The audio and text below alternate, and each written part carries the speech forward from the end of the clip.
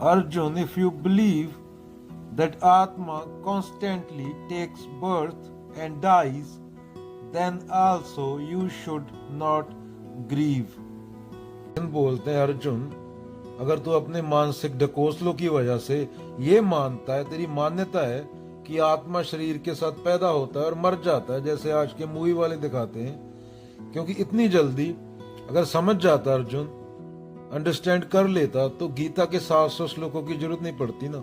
तो बोल रहे हैं अगर तू ये मानता है जैसा पूरी दुनिया मानती है, तो भी तुझे शोक करने की जरूरत नहीं है।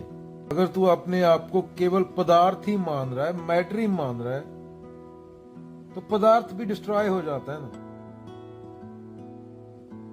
पदार्थ है जो, वो खत्म होगा, चाहे वो जड़ हो, चाहे वो चेतन हो, चाहे वो धरती हो, चाहे वो सूरज हो, चाहे वो इंसान का शरीर हो।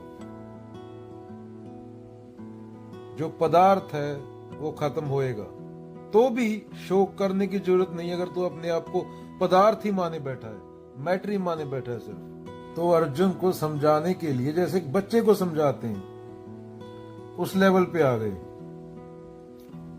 नचिकेता और राजा जनक वो और बात कर रहे हैं यम से और अष्टवक्र से। यहां कृष्ण बिल्कुल लो लेवल पे आ गए। अर्जुन बच्चे की तरह मतलब अर्जुन को बता रहे हैं कि अगर तू ये भी मानता है,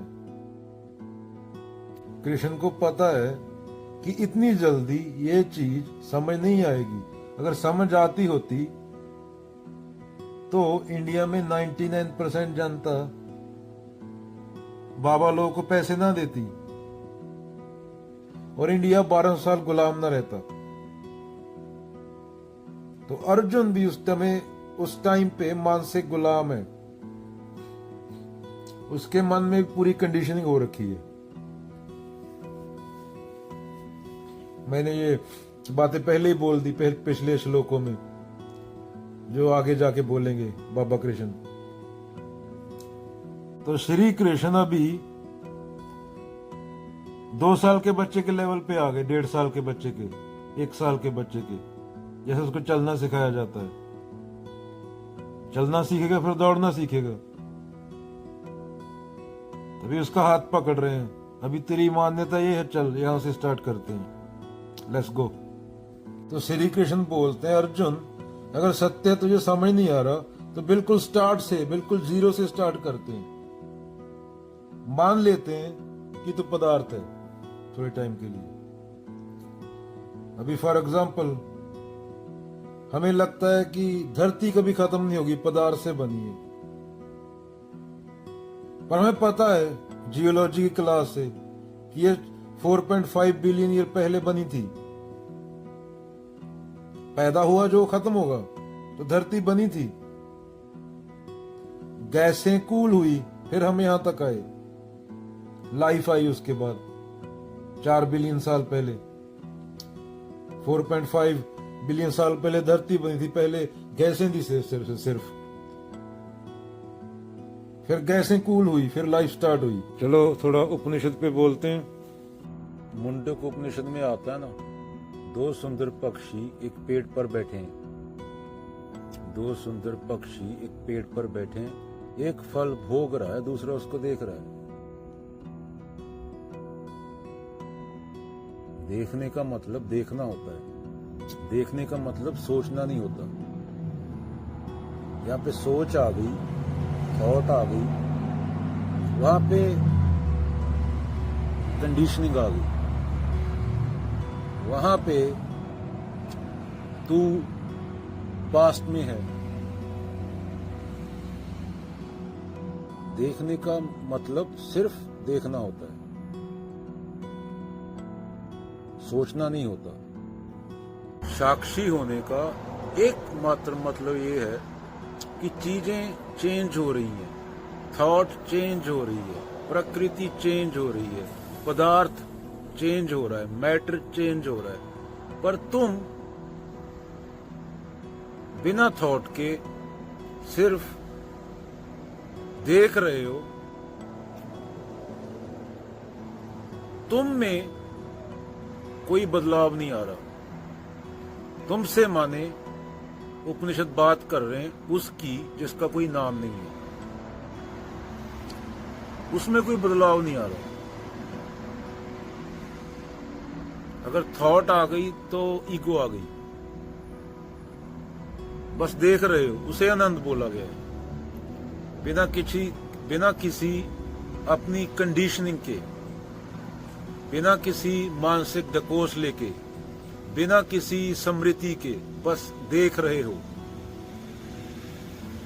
तो ये करने के लिए बहुत ध्यान की जरूरत होती है, और इसी को आजादी बोला गया है। हम पूरी तरह विचारों में जीते हैं। जब बोला भी जाता है कि देखो, तो हम देख नहीं रहे उसको, हम देखने के बारे में विचार कर रहे हैं। क्या बोला? जब देखने को भी बोला गया तो हम उसको देख नहीं रहे, हम उसको देखने के बारे में सोच रहे हैं। हमसे कहा जाता है प्रेम, तो हम प्रेम करते नहीं, प्रेम में डूबना होता है। प्रेम गलियति साकरी जामे दो न समाए। हम प्रेम के बारे में विचार करते हैं, हम प्रेम करते नहीं। यहां पे विचार आ गया, वहां पे क्या हुआ? वहां पे ईगो आ गई। जो मन से ना उतरे माया कहिए सोए, जेती मन की कल्पना काल कहावे सोए। तो जो देखने वाला है उसका अंत नहीं है, ना उसका कोई शुरुआत है। वो आदि और अंत के बिना है, टाइम और स्पेस से परे है। हमने प्रेम का अर्थ क्या लगा रखा है? प्रेम के बारे में विचार। मैं अपनी बीवी से प्रेम करता हूं, वो तो विचार कर रहा है, वो प्रेम नहीं है। उसे क्या बोला गया? मोह अटैचमेंट, उसको ये नाम दिया जा सकता है। फिर बोलता हूं प्रेम गलियति साकरी जाम में दो ना समाए। इससे रूमी की स्टोरी याद आ गई। आई थिंक अभी मेरे पूरा याद नहीं, ऐसे थी। प्रेमी होता है, अपनी प्रेमिका से मिलने जाता है, दरवाजा खड़काता है, तो नहीं खोलती, बोलती है दो के लिए यहाँ जगह नहीं है, दो के लिए यहाँ जगह नहीं है, एक ही रह सकता है यहाँ पे। तो जाता है, 10-12 साल घूमता है, धक्के खाता है, दाढ़ी बढ़ जाती है, बाल बड़े हो जाते हैं, सफेद भी हो जाते हैं बाल। जगह जगह फिरता है, घूमता है, शहरों में, गलियों में, गांव में।